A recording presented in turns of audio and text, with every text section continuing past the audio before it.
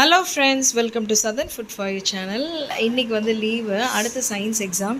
எல்லாம் உடஞ்சி போயிடுவாங்க இன்னும் எக்ஸாம்லாம் முடிகிறதுக்குள்ளே ஓன்ட்டு அவ்வளோ உடம்பு சரியில்லாமல் போச்சு. ரைட்டுங்க, இன்றைக்கி ஸ்பெஷல் என்னென்னு பார்க்கலாம். நமக்கு வந்து சூடாக சாதம் இருக்குது. இனிமேல் தான் நான் வந்து தம்பி பேக் பண்ண போகிறேன்.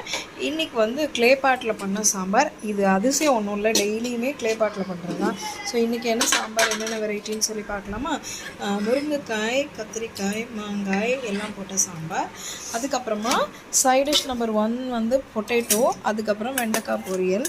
ஸோ இது வந்து நமக்கு பொட்டேட்டோ, ஸ்மாஷ்டு பொட்டேட்டோ.